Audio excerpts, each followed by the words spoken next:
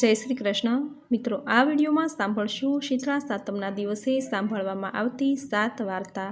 આ બધી જ વાર્તા એક જ વિડીયોમાં આપણે સાંભળશું। જો આપને આ કથા પસંદ આવે તો વિડીયોને લાઇક, શેર, કોમેન્ટ કરી ચેનલ પર નવા છો તો ચેનલ સબસ્ક્રાઈબ કરી બાજુમાં બેલ આઇકન પ્રેસ કરી દેજો। ધન્યવાદ। તો સૌ પહેલાં સાંભળશું બોળચોથની કથા। એક ગામમાં સાસુ અને વહુ રહેતા હતા। શ્રાવણ માસ આવ્યો એટલે તેની વધ ચોથના દિવસે સાસુ નદીએ નાહવા જતા તેમની વહુને કહેતા ગયા કે વહુ, આજે બોળચોથ છે માટે હું નદીએ નાહવા જાઉં છું, વળી પાછી આવું ત્યાં સુધી ઘઉલો રાંધી નાખજે। સાસુએ ઘઉંની રસોઈ કરવાની વાત કરી, પણ વહુ બિચારી ભોળી તેથી ઘઉલાનો અર્થ સમજી નહીં અને એના ઘરમાં જે વાછરડું હતું એનું નામ પણ ઘઉલો હતું। વહુએ તો બિચારીએ ઘઉલો એટલે કે વાછરડાને ખાંડી નાખ્યો અને ચૂલે રાંધવા ચડાવ્યો। સાસુ તો નદીએથી નાહીને ઘરે આવ્યા અને વહુને પૂછ્યું કે વહુ બેટા, ઘઉલો રાંધ્યો ને? તો વહુ કહે, હા રાંધ્યો, પણ માં ઘઉલો તો એટલો બધો તોફાની કે જેમ તેમ કરીને ખાંડ્યો, માંડ માંડ ચૂલે ચડાવ્યો। સાસુને તો બીક લાગી। તેમણે વહુને પૂછ્યું, અરે વહુ, તમે કયા ઘઉલાની વાત કરો છો? વહુ બોલી, કેમ વળી ઘઉલો તે વળી બીજો કયો હશે? આપણા ગાયનો વાછરડો એ જ ઘઉલો। અરે સાસુમાં તો અફસોસ કરી બોલ્યા, અરર વહુ, તમે આ શું કર્યું? હવે શું થશે? આજે તો બોળચોથ છે, હમણાં ગામના લોકો ગાય વાછરડાની સેવા પૂજા કરવા આવશે તો એને શું જવાબ દઈશું? વળી આપણી ગાય સીમમાંથી પાછી આવશે અને એના વાછરડાને નહીં જુએ તો જોરી મરશે। વહુ, તમે આ શું કરી નાખ્યું? હવે શું કરીશું? વહુ, તમે એક કામ કરો, આ હાંડલું ઉકરડે જઈ દાટી આવો। સાસુના કહેવાથી વહુ તો ઘઉલો રાંધેલું હાંડલું ઉકરડે જઈ દાટી આવી। સાસુ વહુ તો ઘરના દરવાજા બંધ કરી બેસી ગયા। આ બાજુ વાછરડાની માં ગાય સવારથી ગામને પાદરે ચરવા ગયેલી પાછી આવી અને એને ખબર પડી કે મારો બાળ ઘઉલો મરણ પામ્યો છે અને એને ઉકરડામાં દાટવામાં આવ્યો છે। ગાય તો ઠેકડા મારતી અને ભાંભરતી આવી પોતાના શિંગડા વડે જ્યાં પેલું હાંડલું દાટેલું હતું ત્યાંની માટી અને કચરો ઉખાડી નાખ્યો। તેનું શિંગડું હાંડલું ફૂટતા જ તેમાંથી ઘઉલો જીવતો વાછરડો બહાર આવ્યો અને પોતાની માતાને જોતા જ તેને ધાવવા લાગી ગયો। ઘઉલાની માં ગાયને પોતાનું બાળક જીવતું જોતા ટાઢક વળી અને એ પણ વાછરડાને પોતાની જીભ વડે ચાટીને વહાલ કરવા લાગી। આખા ગામમાં ગાયો તો ઘણી હતી અને ગામડું હતું એટલે ગાયો તો હોય જ, પણ ગાય અને વાછરડાના રંગ એક જ હોય તેવા એક રંગી ગાય વાછરડું તો આ જ હતા। બોળચોથનું વ્રત કરતી સ્ત્રીઓ આ જ ગાય વાછરડાનું દર વર્ષે પૂજન કરતી। ગામની સ્ત્રીઓ સાસુ વહુને ઘેર આવી અને ડેલીનું બારણું ખખડાવતા બોલી, ડેલીના દ્વારા ખોલો, ક્યાં છો? એક રંગી ગાય અને ઓલો વાછરડો, અમે તેની પૂજા કરવા આવ્યા છીએ। આખા ગામની સ્ત્રીઓ ગાય વાછરડાની પૂજા કરવા આવી છે, પણ સાસુ વહુ શું મોઢું લઈને બારણા ખોલે? પૂજા કરવા આવેલી ગામની સ્ત્રીઓ બૂમ પાડી પાડીને કંટાળી ગઈ અને જ્યાં પાછી ફરવા જાય છે ત્યાં તો ગાય અને પેલો ઘઉલો સામેથી દોડતા આવતા હતા અને બધી સ્ત્રીઓની સામે આવીને ઊભા રહ્યા। વાછરડાના ગળામાં ફૂટેલા હાંડલાનો કાંઠલો હજુ એમને એમ ભરાયેલો છે। સ્ત્રીઓને નવાઈ લાગી કે અરે, આ દિવસે ગાય વાછરડાને લોકો ફૂલનો હાર પહેરાવે અને આજે આ ઘઉલાને ફૂટેલી હાંડલીનો કાંઠલો કોણે પહેરાવ્યો હશે? પછી તો પેલી સ્ત્રીઓએ વાછરડાના ગળામાંથી કાંઠલો કાઢી ગાય વાછરડાને ફૂલની માળા પહેરાવી, કંકુનો ચાંદલો કરી ચોખા ચોટાડ્યા, આરતી ઉતારી અને બધી સ્ત્રીઓ વાછરડાને ફૂલની માળા પહેરવા લાગી। આથી વાછરડો આનંદમાં આવી ગાયને ધાવવા લાગ્યો। આમ વાછરડાનું પૂજન કરી બધી સ્ત્રીઓ ગાય વાછરડાના ગરબા ગાવા લાગી। અંદર ઘરમાં પુરાઈ રહેલા સાસુ વહુ ગરબાનો અવાજ સાંભળી વિચારવા લાગ્યા કે વાછરડો તો છે નહીં તો આ ગરબા કેમ ગવાય છે? બંનેએ ઊભા થઈ અને બારણાની તિરાડમાંથી જોયું તો ગાય ઊભી છે અને ઘઉલો આનંદથી ધાવી રહ્યો છે। સાસુને તો નવાઈ લાગી। એમને થયું કે હવે બારણા ખોલવામાં કોઈ વાંધો નથી। સાસુ વહુ બારણું ખોલી બહાર આવ્યા અને ગાય તથા ઘઉલાની પૂજા કરી અને બે હાથ જોડીને કહ્યું, બહેનો, તમારા બધાના વ્રતના પ્રભાવથી જ મારો ઘઉલો આજે સજીવન થયો છે। ત્યારે પેલી સ્ત્રીઓમાંથી એક બોલી, માજી, શાસ્ત્રમાં લખ્યું છે કે ગાય માતાના શરીરમાં 33 કરોડ દેવતાઓનો વાસ છે, એટલે ગાય માતાનું વ્રત કરનારની દરેક મનોકામના અવશ્ય પરિપૂર્ણ થાય છે। પછી ગામની સ્ત્રીઓ સૌના ઘેર ચાલી ગઈ। બધાના ગયા પછી સાસુ વહુ ગાય વાછરડાના શરીરે પંપાળવા લાગ્યા। આજે તેમના આનંદનો કોઈ પાર ન હતો। સાસુ વહુ બેયને આમે ગાય માતાની ઉપર અનહદ પ્રેમ હતો. હવે શ્રદ્ધા બેઠી ત્યારથી સાસુ વહુએ બંનેએ દર વર્ષે બોળચોથનું વ્રત કરવું એવો સંકલ્પ કર્યો અને આ દિવસે દળવું નહીં, ખાંડવું નહીં એવો નિયમ લીધો અને આનંદથી રહેવા લાગ્યા. હે ગૌરી ગાય માતા, તમે જેવા ભોળી સાસુ વહુને ફળ્યા એવા તમારું આ બોળચોથનું વ્રત કરનારને, વ્રતની કથા સાંભળનારને, વાંચનારને, કહેનારને અને લખનારને સૌને ફળજો, સૌની મનોકામના પૂરી કરજો, સૌના સંતાનની રક્ષા કરજો. જય ગાય. મિત્રો, આપણે સાંભળી બોળચોથની કથા. હવે સાંભળશું નાગપાંચમની કથા. બોલો નાગ દેવતાની જય, બોલો ભગવાન ભોળાનાથની જય. એક નાનું ગામ હતું, તેમાં એક ડોશી રહે. ડોશીને 7 દીકરા. 6 દીકરા મોટા હતા. તેમની વહુઓને પિયરમાં ઘણું જ સુખ હતું, પૈસા ટકાની રેલમ છેલમ. 7મા છોકરાની વહુનું પિયર થોડું ગરીબ હતું, તેથી તેની સાસુ મેણા ટોણા મારે, વાત વાતમાં વાંધા વચકા પાડે અને આમ નાની વહુને દુઃખ આપે. બધાના જમ્યા પછી એઠું જૂઠું જમવાનું આપે. નાની વહુના બિચારીના દુઃખના દિવસો પસાર થતા હતા. એવામાં નાની વહુને સુખનો દિવસ આવ્યો. નાની વહુ તો ગર્ભવતી થઈ. એને જેમ જેમ દિવસો પસાર થતા ગયા એમ નાની વહુને જુદી જુદી વસ્તુઓ ખાવાનું મન થાય, પણ કોણ ખાવા આપે? ઘરમાં બધા તેના દુશ્મન. એક દિવસ ઘરમાં દૂધપાક બનાવ્યો. નાની વહુને દૂધપાક ખાવાની ઈચ્છા થઈ આવી. ઘરમાં નાના મોટાએ બધાએ આનંદથી દૂધપાક ખાધો, પણ નાની વહુની સામે કોઈએ જોયું પણ નહીં. બધાએ દૂધપાક ખાઈ લીધા પછી તેના ભાગે તો વાસણનો ઢગલો જ આવ્યો. સાસુએ કહ્યું, વાસણ નદીમાં ધોઈ આવ અને તપેલીમાં બળેલા પોપડા છે તે ખાઈ લે છે. નાની વહુએ બિચારીએ દૂધપાકના બળેલા પોપડા ઉખેડી એક વાટકામાં ભેગા કર્યા અને પછી વાસણ ધોવા માટે પાણી ભરવા ગઈ. પોપડાનો વાટકો એક રાફડા પાસે મૂકી અને પાણીનું બેડું ભરવા આગળ ગઈ. મનમાં વિચાર કર્યો કે કામકાજમાંથી પરવારી અને પછી પોપડા ખાઈ લઈશ. જ્યાં વાટકો મૂક્યો હતો ત્યાં આવી અને જોયું તો વાટકો ખાલી. ત્યાં બાજુમાં એક રાફડો હતો. એ રાફડામાં નાગણી રહેતી હતી, તે પણ ગર્ભવતી હતી. તેથી બળેલા પોપડાની સુવાસ આવતા તેને પોપડા ખાવાની ઈચ્છા થઈ અને બહાર આવી પોપડા ખાઈ ગઈ. નાની વહુએ વાટકો ખાલી જોતા નિરાશ થઈ ગઈ અને બોલી, ઘરની બળેલી વનમાં આવી તો વનમાંય આગ લાગી. બળ્યું મારું નસીબ જ ફૂટેલું છે, કોને હું દોષ દઉં? હશે જેણે ખાધું હોય, ભગવાન એનું પેટ ઠારજો એવા આશીર્વાદ દીધા. રાફડામાં રહેલી નાગણી નાની વહુના આશીર્વાદ સાંભળતા ખુશ થતી બહાર આવી અને બોલી, બહેન, તારા બળેલા પોપડા હું ખાઈ ગઈ છું, પણ એ તો કહે તારે એવી તે શું વખા પડી કે અહીંયા લાવીને ખાવા પડે? નાની વહુએ રડતા રડતા નાગણીને પોતાના દુઃખની બધી વાત કહી. નાની વહુની દુઃખ ભરી વાત સાંભળી નાગણીને તેના ઉપર દયા આવી અને એણે કહ્યું કે દીકરી, તું રડીશ નહીં. આજથી હું તારી માં, આજથી મને તારી માં ગણજે. મનમાં જરાય દુઃખ લાવીશ નહીં. તારો ખોળો ભરવા અમે બે આવીશું. તું તારે ખોળો ભરવાના દિવસે કંકોત્રી મોકલાવજે. નાગણીની વાત સાંભળીને નાની વહુના આનંદનો પાર ન રહ્યો. દિવસો પસાર થવા લાગ્યા. પછી તો ખોળો ભરવાનો દિવસ આવ્યો.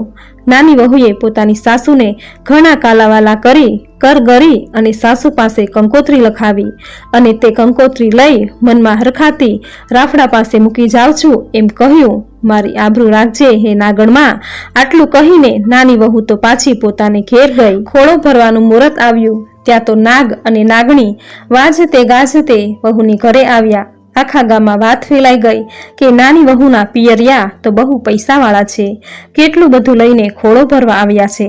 ખોળો ભરવાની બુદ્ધિ પૂરી થઈ પછી સાસુને કહીને નાગ અને નાગણી નાની વહુને એમના ઘરે લઈ ગયા.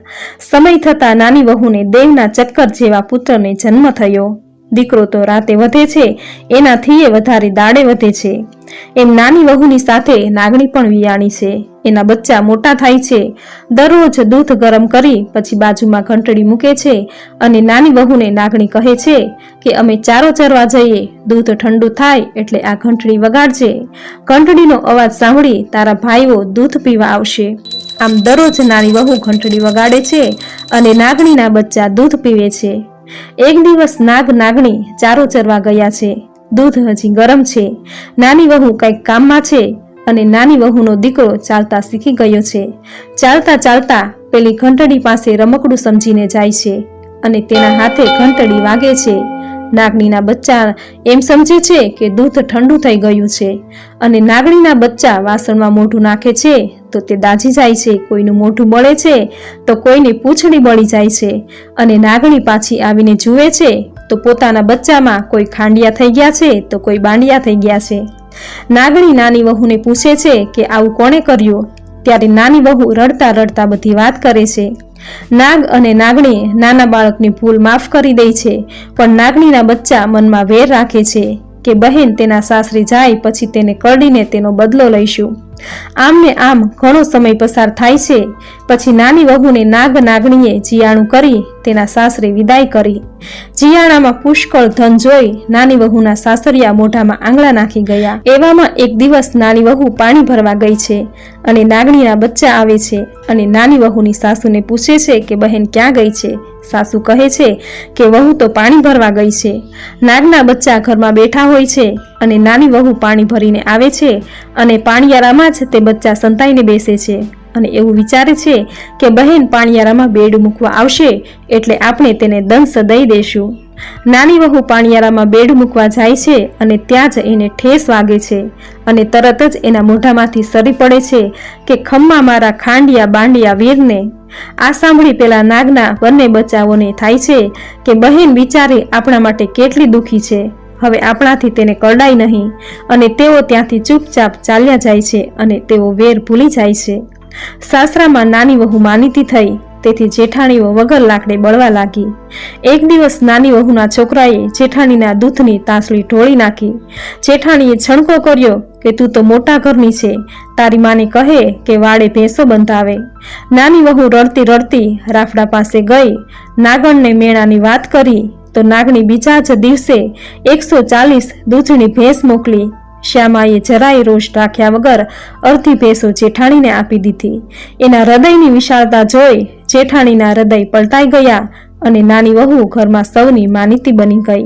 હે નાગ દેવતા, હે નાગ માતા, જેવા તમે નાની વહુને ફળ્યા એવા તમારું આ વ્રત કરનારને, વ્રતની કથા વાંચનારને, સાંભળનારને, કહેનારને સૌને ફળજો, સૌની મનોકામના પૂર્ણ કરજો, સૌના સંતાનની રક્ષા કરજો। જય નાગ। તો મિત્રો આપણે સાંભળી નાગપંચમીની કથા। હવે સાંભળશું રાંધણછઠનું મહાત્મ્ય। શ્રાવણ મહિનાની સુદ અને વદ એમ બંને પક્ષમાં રાંધણછઠ મનાવાય છે। ઘણા લોકો રાંધણછઠ સુદ પક્ષમાં તો ઘણા લોકો રાંધણછઠ વદ પક્ષમાં મનાવે છે। રાંધણછઠનો દિવસ એટલે આખો દિવસ આગલા દિવસે એટલે કે શીતળા સાતમના દિવસે જમવા માટે નિત નવી વાનગી બનાવાય છે। આથી આ દિવસને રાંધણછઠ કહેવાય છે। આ દિવસે અગ્નિ દેવતાની પૂજા કરાય છે। આપણી ભારતીય સંસ્કૃતિમાં દરેક દેવતાની પૂજાનું મહાત્મ્ય છે। તેમાં અગ્નિ દેવતા એ તો આપણા ઘરના મુખ્ય દેવતા છે।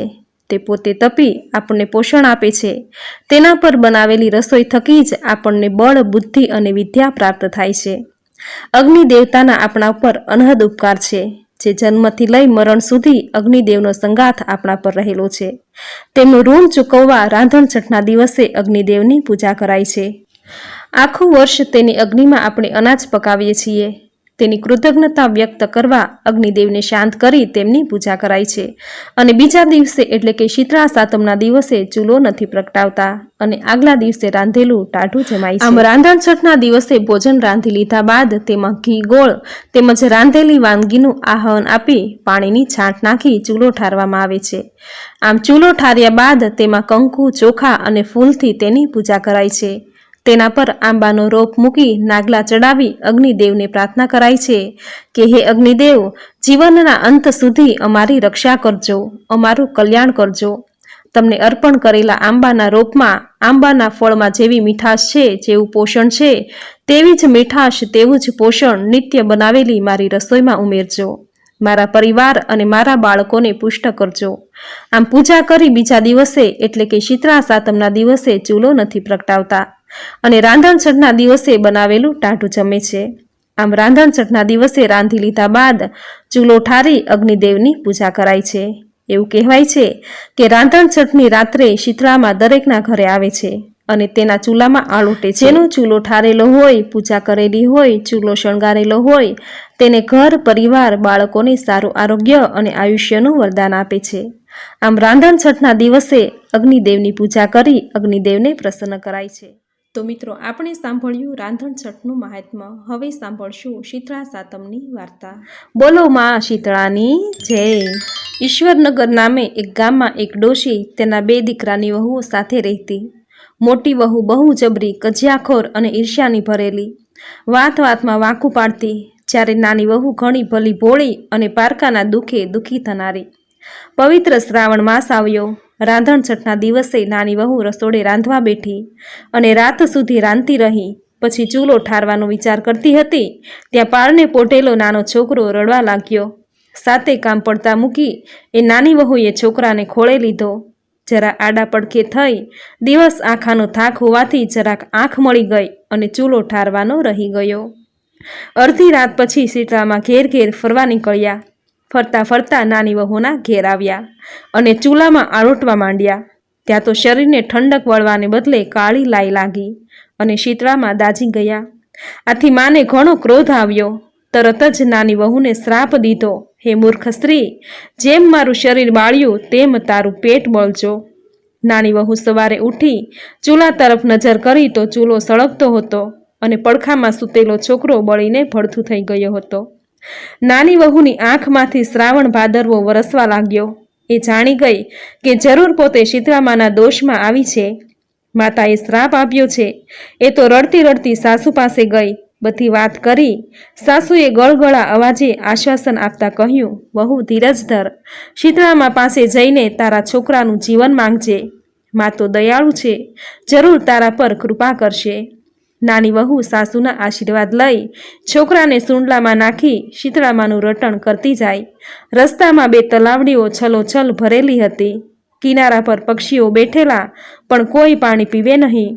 મનુષ્ય કે પશુ પક્ષી કે પારેવા, જે કોઈ આ 2 તલાવડીનું પાણી પીતું તે મરણને શરણ થતું. નાની વહુને સુંડલો લઈને જતી જોઈ તલાવડી બોલી, બાય રે બાય, ક્યાં હાલી? નાની વહુએ શીતળામાના કોપની વાત કરી અને માની કૃપા મેળવવા જાઉં છું એમ કહ્યું. ત્યારે તલાવડી બોલી, બહેન, અમારું પણ એક કામ કરજે. અમારા એવા તે 100 પાપ છે કે કોઈ અમારું પાણી પીએ તો મૃત્યુને પામે છે. માં મળે તો અમારા દુઃખનું નિવારણ પૂછજે. નાની વહુ હા પાડીને આગળ વધી. રસ્તામાં 2 લડતા આખલા મળ્યા. બંનેની ડોકે ઘંટીના પડ બાજેલા. નાની વહુને જોઈને પૂછ્યું, વહુ ક્યાં હાલી? નાની વહુએ શીતળામાના કોપની વાત કરી. ત્યારે આખલા બોલ્યા, અમારુંય એક કામ કરજે. અમે સદાય લડ્યા જ કરીએ છીએ. અમારી ડોકે આ ઘંટીના પડ છે તે કેમય કરીને છૂટા પડતા નથી. તો અમારા એવા તે શું પાપ છે જેથી અમારા પાપનું નિવારણ પૂછતી આવજે. નાની વહુએ હા પાડી. પછી આગળ ચાલી. થોડેક આગળ ચાલી ત્યાં બોરડીના ઝાડ નીચે એક ડોશી દિવેટ જેવા વાળ 2 હાથે ખંજવાળતી બેઠી. વહુને જોઈ ડોશી બોલી, બાય રે બાય, આમ હાફળી ફાફળી ક્યાં હાલી?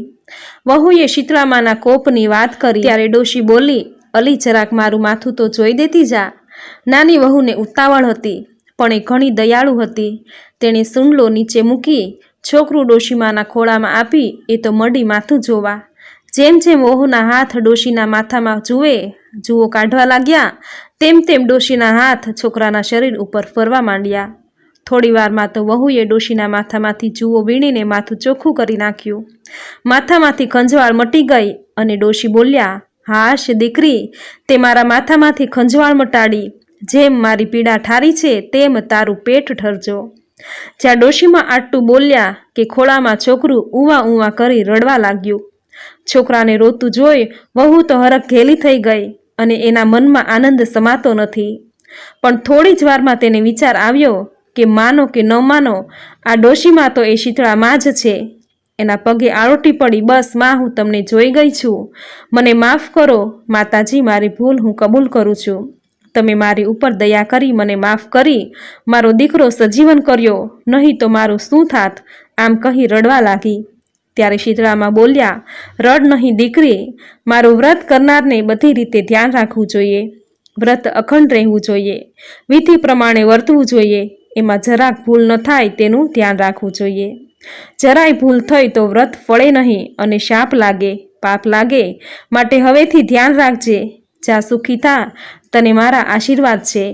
શીતળામાના આશીર્વાદ લઈ વહુ પોતાના સજીવન થયેલા દીકરાને કાખમાં નાખી જવા તૈયાર થઈ અને બે હાથ જોડી બોલી, માતાજી, રસ્તામાં આવતા આવતા બે તલાવડી છે. નિર્મળ જળ, છલોછલ પાણી છે. ટોપરા જેવું મીઠું પાણી છે, પણ કોઈ છાલકું પાણી પીતું નથી, કોઈ તલાવડી સામે જોતું નથી. તેના પાપનું નિવારણ શું, તે આપ દયા કરીને મને કહો. વહુની વાત સાંભળી શીતળામાએ કહ્યું, બેટા, આગલા ભવમાં એ બેય શોક્યો હતી. બેયની વચ્ચે એવું વેરઝેર હતું કે રોજ લડે. ઘેર દૂધણા હતા તેથી વલોણું હતું, અને છાસ થાય તો છાસ કોઈ આડોશી પાડોશી અતિથિ અભ્યાગત લેવા આવે ત્યારે એ છાસમાં છલોછલ પાણી નાખીને આપે. એ પાપના લીધે એનું પાણી આજે કોઈ પીતું નથી. માટે હવે તું જઈને એમાંથી ખોબો પાણી પીજે, એટલે એના પાપનો નાશ થશે. પછી તો તલાવડીના પાપનું નિવારણ સાંભળી ફરી વહુએ બે હાથ જોડી માતાજીને કહ્યું, માતાજી. ત્યાર પછી રસ્તામાં આવતા બે આખલા મળ્યા. બંને આખલા આખો દિવસ સામ સામે લડતા જ હોય છે, અને એ બંનેના ગળામાં ઘંટીના પડ લટકે છે. એના પાપનું નિવારણ શું છે તે તમે કહો. શીતળામાએ કહ્યું, સાંભળ દીકરી, ગયા ભવમાં એ બંને દેરાણી જેઠાણી હતા. બેય ટૂંકા મનવાળી. ઘરમાં ખાંડણિયું અને ઘંટી હતા, પણ આડોશી પાડોશી દળવા ખાંડવા આવે તો છણકા કરી કાઢી મૂકતી, કોઈને દળવા ખાંડવા દે નહીં. આ પાપ આજે તેમને નડે છે, તો તું એમની પાસે જજે, એને એમના ગળામાં બાંધેલા ઘંટીના પડિયા છોડીને બેયને છુટકારો કરજે, એટલે પછી કોઈ દિવસ તેઓ લડશે નહીં. આમ આટલું કહી શીતળામાં આશીર્વાદ આપી અલોપ થઈ ગયા. વહુ તો પોતાના સજીવન થયેલા દીકરાને લઈ ઘેર આવવા ચાલતી થઈ. રસ્તામાં બે આખલા મળ્યા. બાઈ રે બાઈ, સોંપેલા કામ કર્યા, અમારા પાપના નિવારણ જાણ્યા. વહુ કહે, હા, ગયા જન્મમાં તમે બેય દેરાણી જેઠાણી હતા. ઘરમાં ખાંડણિયું ઘંટી હોવા છતાં કોઈને દળવા ખાંડવા દેતા ન હતા, અને છણકા કરી કાઢી મૂકતા. તે પાપ આજે તમને નડે છે, અને તેથી તમે બંને આખો દિવસ લડ્યા કરો છો. આમ કહી વહુએ બેયના ગળે બાંધેલા ઘંટીના પડ છોડી નાખ્યા, અને બંને લડતા બંધ થઈ ગયા. વહુ તો આગળ વધી. આગળ જતા રસ્તામાં પેલી બે તલાવડી આવી.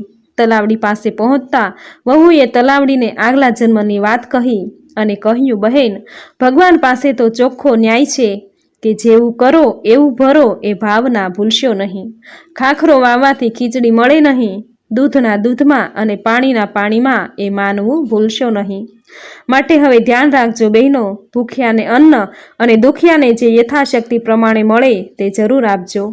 આમ કહી વહુએ ખોબો ભરીને તલાવડીમાંથી પાણી પીધું અને કહ્યું, ભગવાન તમારું ભલું કરે. અને આટલું બોલતા આકાશમાંથી પંખીઓનું ટોળું તલાવડી ઉપર ઉતરી પડ્યું. પશુઓ પાણી પીવા આવવા લાગ્યા. આ જોઈ બેય તલાવડીઓ આનંદિત થઈ ઉઠી. ઘેર જવામાં મોડું થશે એમ વિચારી વહુ છોકરાને લઈ ચાલી. ઘરે આવી સાસુમાના ખોળામાં છોકરો આપી કહ્યું, સાસુમા, ઓ સાસુમા, શીતળામાના મન ઠર્યા, અમારા પેટ ઠાર્યા. માએ અમને વહાલ કર્યા, નાના બાળ જીવતા કર્યા. શીતળામાના વ્રત અમને ફળ્યા. સાસુએ તો પોતાના પોત્રને સજીવન થયેલો જોઈ હર્ષ ઘેલી થઈ ગઈ. વહુને વહાલ કરી ધન્યવાદ આપ્યા. આ બાજુ જ્યાં જેઠાણીએ જાણ્યું કે નાની વહુ છોકરાને છાબડીમાં નાખી શીતળામા પાસે ગઈ અને સજીવન થયો, એ તો ઈર્ષ્યાની મારી બળી ઉઠી. પણ થાય શું? આ વાતને ઘણો સમય થયો. દિવસો વીતવા લાગ્યા. વળી પાછો રાંધણછઠનો દિવસ આવ્યો.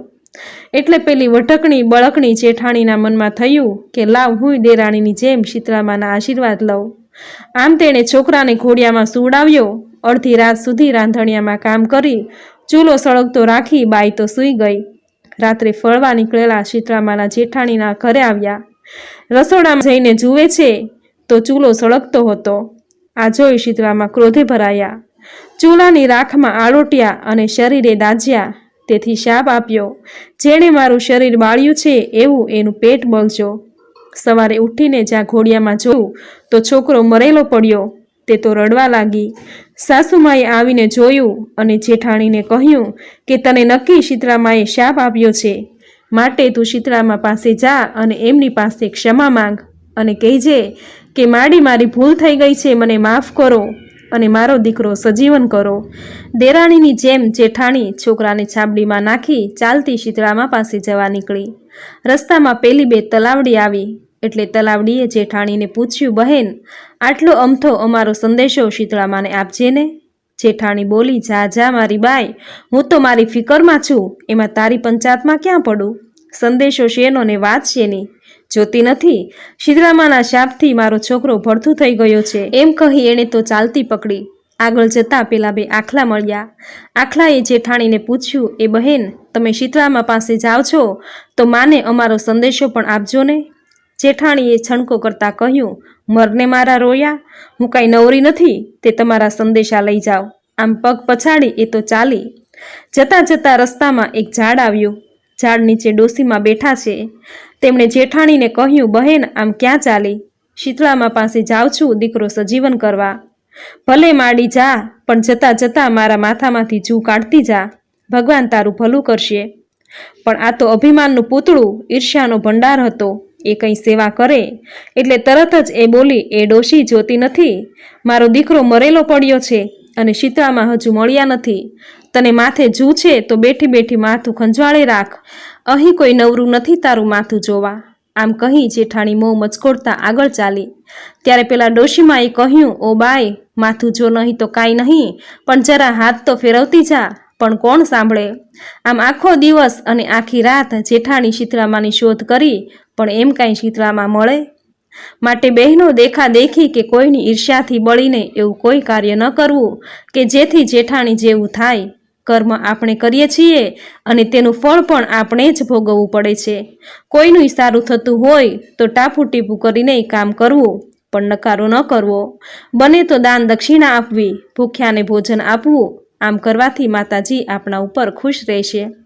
જેઠાણી શીતળામાને ઓળખી ન શકી અને રખડી રખડીને રોતી કકળતી ઘેર પાછી આવી. સાસુ પાસે ઢગલો થઈને પડી. સાસુએ તેને શિખામણ આપી કે વહુ, અજાણતા થયેલી ભૂલ માફ થાય છે, પણ જાણી જોઈને કરેલી ભૂલ કદી માફ થતી નથી. અને એમાં વળી તારો સ્વભાવ, જેવું કરો તેવું ભરો, એ ભાવના ભૂલશો નહીં. જય શીતળામાં. જેવા નાની વહુને ફળ્યા તેવા તમારું આ વ્રત કરનારને, વ્રતની કથા સાંભળનારને, લખનારને, વાંચનારને, કહેનારને સૌને ફળજો. સૌના બાળકોની રક્ષા કરજો, સૌની મનોકામના પૂર્ણ કરજો. જય શીતળા. તો મિત્રો, આપણે સાંભળી શીતળા સાતમની વાર્તા. હવે સાંભળશું ધરો આઠમની વાર્તા. એક નાનું એવું ગામ હતું. એ ગામમાં સાસુ અને વહુ રહે. વહુ ને નાનો દીકરો. સાસુ અને વહુ સંપીને રહે. સાસુ જે કાંઈ કામ ચીંધે એ વહુ હોંશે હોંશે કરે. વહુ ઘરનું કામ કરે, છાણ વાસિંદું કરવું, ગાયને પાણી આપવું, તેના માટે ખેતરેથી ઘાસ લાવવું. આમ વહુ ઘરના કામ કરે અને સાસુ છોકરાને રમાડે, તેનું ધ્યાન રાખે. આમાં સુખ શાંતિથી દિવસો પસાર થાય છે અને દીકરો મોટો થાય છે. એમ કરતાં કરતાં દીકરો ગોઠણિયાભેર ચાલતા શીખી ગયો છે.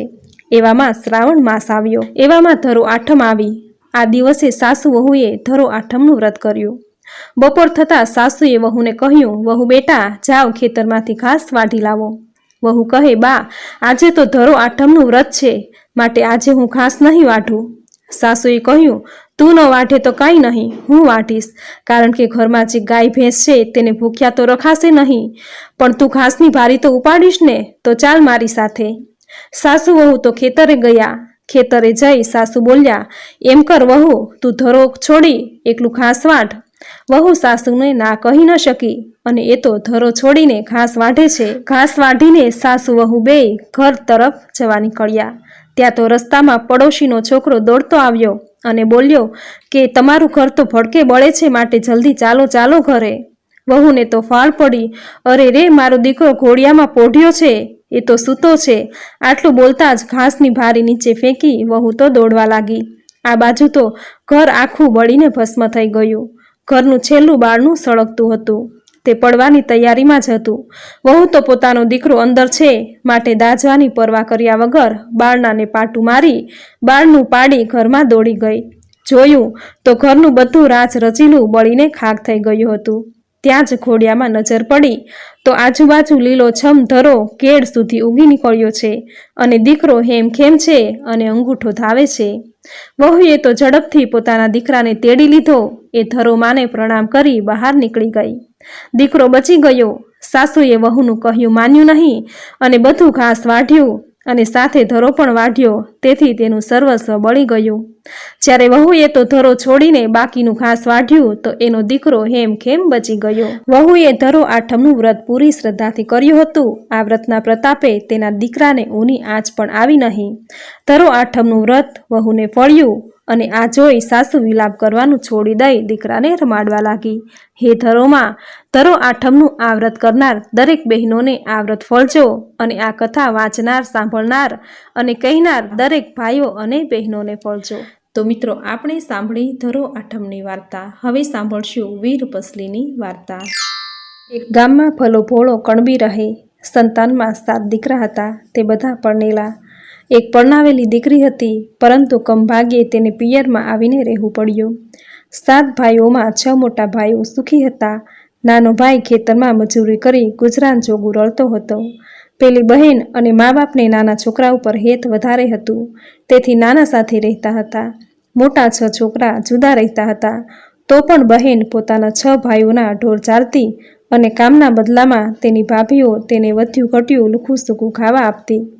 એક દિવસ બહેને નદી કાંઠે ગામની છોકરીઓને કોઈ વ્રત કરતી જોઈ, એટલે પૂછ્યું કે છોકરીઓ, તમે કયું વ્રત કરો છો? એક છોકરી કહે, આજે અમે વીર પસલીનું વ્રત લીધું છે. અમારા હાથમાં જે દોરો છે તે વીર પસલીના વ્રતનો દોરો છે. હવે અમે જ્યાં ભાઈ મળશે ત્યાં તેને હાથે આ દોરો બાંધીશું અને પછી ભાઈનો એક ખોબો ભરાય એટલું અનાજ રાંધીને જમીશું. આ વ્રત કરવાથી ઘણા લાભ થાય છે. બહેન હોય તે ભાઈને વીર પસલીનો દોરો બાંધે એટલે ભાઈ ખુશ થઈને બહેનને વસ્ત્રો, ઘરેણાં કે રોકડ રકમ શક્તિ મુજબ ભેટ આપે. બહેનના આશીર્વાદથી ભાઈને સુખ શાંતિ મળે છે. બહેને વીર પસલી વ્રતની વિધિ માટે પૂછ્યું તો એક મોટી છોકરીએ કહ્યું કે સૂતરના દોરાની 8 શેર લઈ તેને 8 ગાંઠ વાળવી, પવિત્ર જગ્યાએ રાખો. 1 અઠવાડિયા સુધી રોજ સવાર સાંજ તે દોરાને ધૂપ દેવાનો અને પછી જ જમાય. અઠવાડિયું પૂરું થાય એટલે આ દોરાને પીપળાના થડે બાંધી દેવાનો. આમ કહી એણે કહ્યું, બહેન, દોરા 8 છે, પણ તેમાંના 7 જ દોરા તારા ભાઈઓને કાંડે બાંધવાના. 8મો વધે તે દોરો પીપળાના થડે બાંધી દેવાનો. બહેન તો હરખભેર વ્રતના દોરા લઈ સીધી નાના ભાઈને ઘેર ગઈ અને ડોશીને કહ્યું કે માં, મેં વીર પસલીનું વ્રત લીધું છે, એટલે વ્રતના દોરાને ધૂપ દેવા ચૂલામાં અંગારા રાખી મૂકજે. ભલે ડોશીએ ચૂલો ઠાર્યો નહીં, પરંતુ બહેનની અદેખી ભાભીઓએ તેનું વ્રત ભાંગવા છાનામાના ચૂલામાં પાણી રેડી દીધું. બહેન આવી ત્યારે ચૂલામાં અંગારા ન મળે. ડોશીએ ફરી ચૂલો પેટાવ્યો. તેના અંગારા લઈ નાની બહેને વ્રતના દોરાને ધૂપ દીધો. ત્યાર પછી તેણે ઘરમાં જે પડ્યું હતું તે ખાઈ લીધું. વ્રતના 8 દિવસ પૂરા થયા એટલે વ્રતનું ઉજવણું કરવાનું હતું. આથી ડોશીએ તેને કહ્યું કે બેટી, હવે તું તારા 6 ભાઈઓને વ્રતના દોરા બાંધી આવ. જો તેઓ ભાવથી બોલાવે તો બોલજે ને જમાડે તો જમજે. બહેને 6 ભાઈઓને વ્રતના દોરા બાંધ્યા, પણ કોઈ કંઈ બોલ્યું નહીં. પછી જમાડવાની તો વાત જ ક્યાં રહી. બહેન તો 6 ભાઈઓ પાસેથી ઉદાસ થઈને નાના ભાઈને દોરો બાંધવા ખેતરે દોડી ગઈ અને ભાઈ વીર પસલી એમ કહી તેના જમણા હાથના કાંડે દોરો બાંધી દીધો અને આશીર્વાદ આપ્યા કે ભાઈ, તમારું કલ્યાણ થાવ, જુગ જુગ જીવો મારા વીરા. આ ભાઈ ગરીબ હતો, તેની પાસે કશું જ હતું નહીં. બહેન તેની મૂંઝવણ પારખીને કહ્યું કે ભાઈ, તમે જે આપશો તે વધાવી લઈશ. ફૂલ નહીં ને ફૂલની પાંખડી આપો તો એ બસ છે. ખેતરમાં વાવા માટે 1.25 શેર કોદરા પડ્યા હતા. તેના પર ભાઈની નજર ગઈ. તેણે તે બહેનને આપ્યા. માટીનું ઢેફું આપ્યું અને કોડિયામાં 1 પૈસો હતો તે આપ્યો. ભાઈની આ ભેટને અમૂલ્ય ગણી બહેને તેને સાલનાના છેડે બાંધી દીધી. જતાં જતાં તે બોલી કે મોટા 6 ભાઈઓ જે આપે એવા છે, એમણે કંઈ ન આપ્યું. તેમના કરતાં તો તે ઘણું સારું આપ્યું છે. તે સાચા હૃદયથી કોદરા આપ્યા તે કમોદ બરાબર છે. માટીનું ઢેફું એ ગોળ બરાબર છે અને પૈસો તો મારા મનથી સોના મહોર બરાબર છે. મારા વીરા, તે મને આટલું આપ્યું તે મારા મનથી ઘણું છે. બહેન ઘેર ગઈ તો પતિને ખાટલામાં બેઠેલા જોયા. ડોશીએ કહ્યું કે દીકરી, જમાઈ તેડવા આવ્યા છે.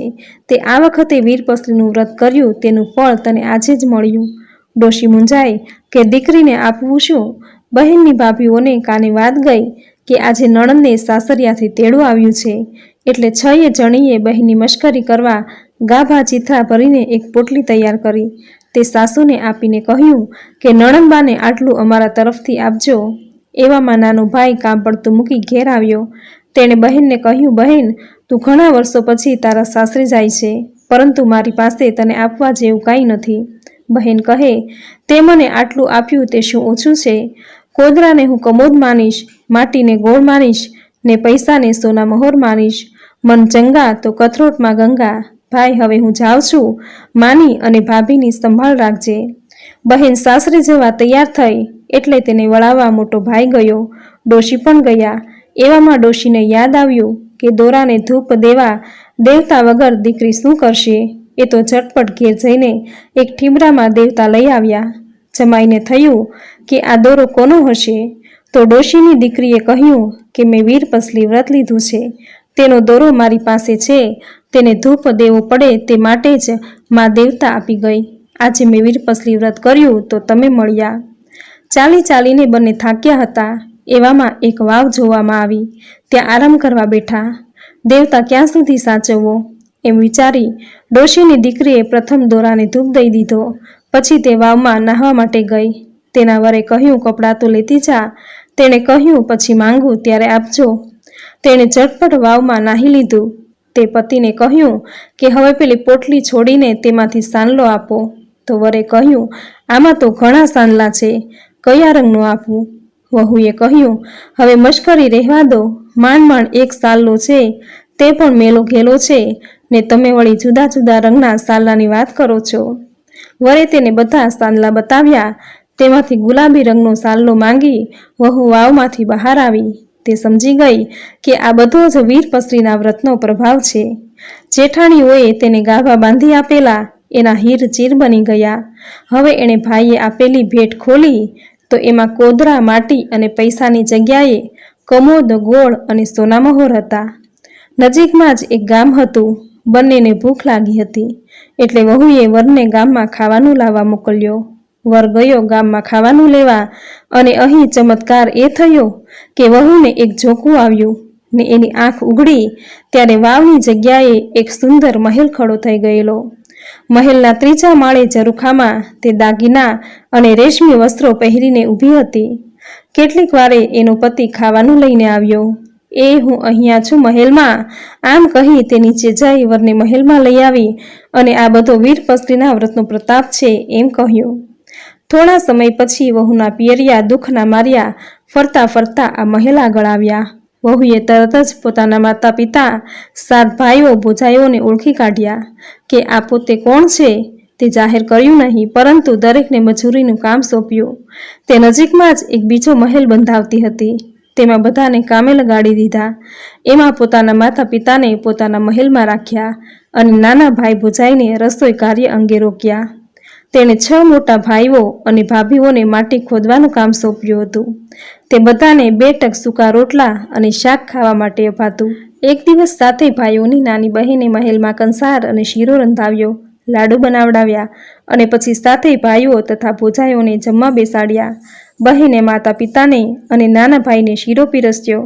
બીજા ભાઈઓ અને ભોજાઈઓને પથરા જેવા લાડવા અને ખારી દાળ પીરસ્યા.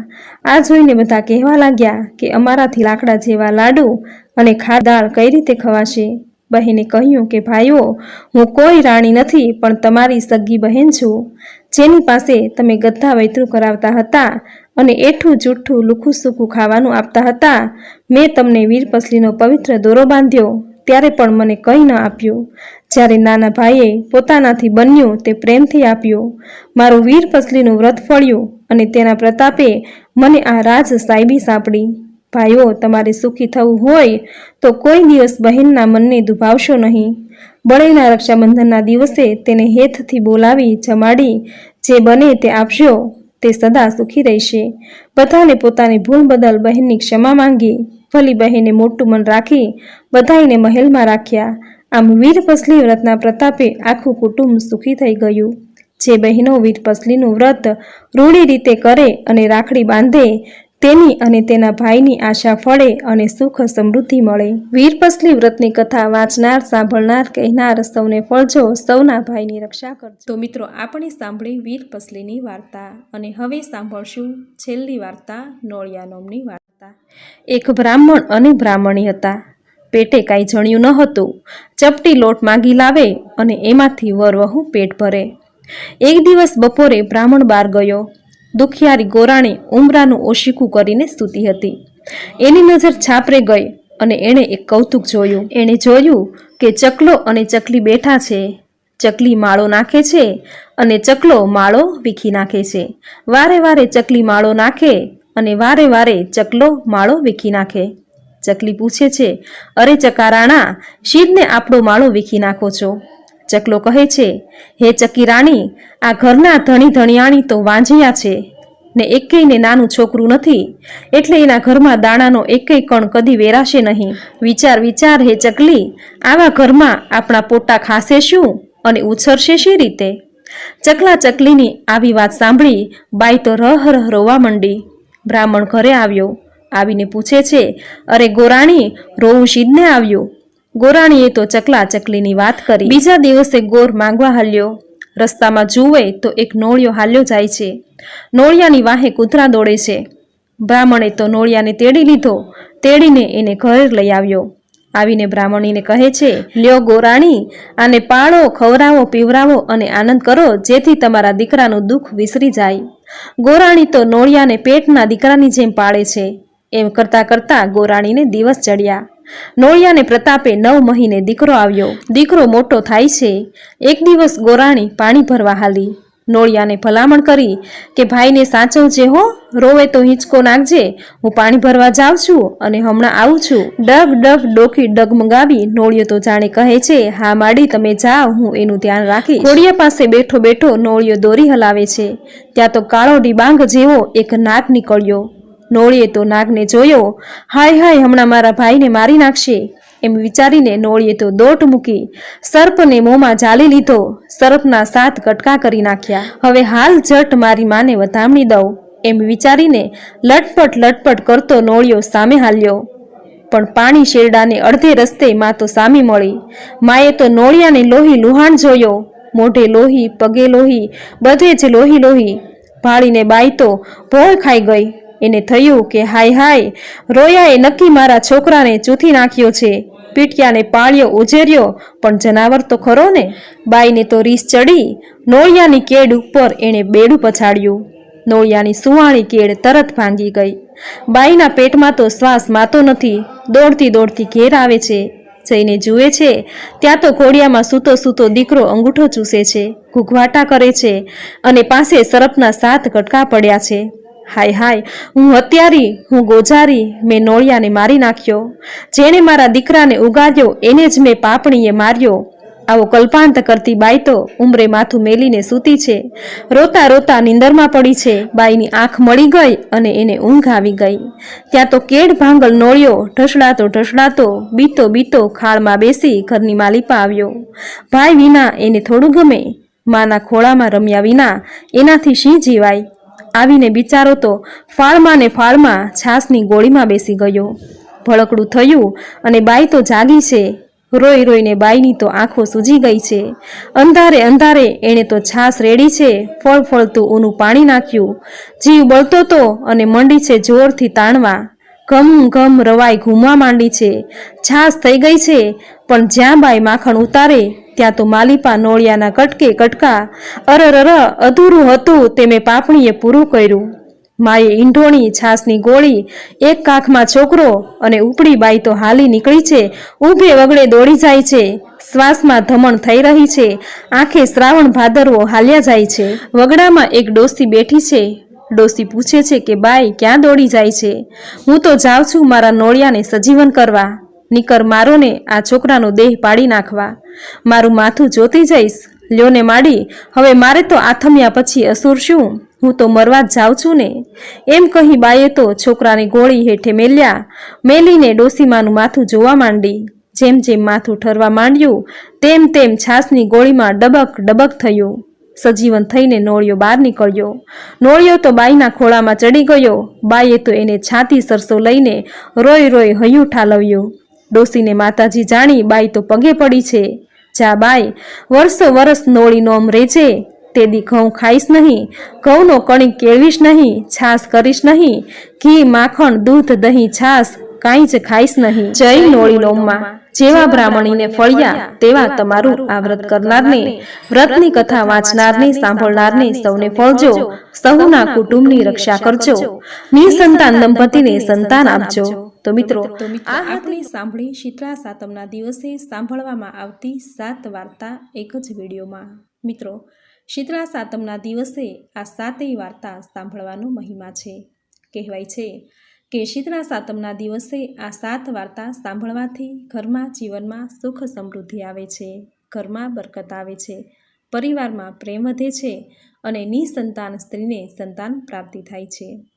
જે સ્ત્રીને સંતાન પ્રાપ્તિ નથી થઈ રહી તો તેમણે ધરો આઠમની તથા નોળિયા નોમની વાર્તા તો જરૂર સાંભળવી જોઈએ.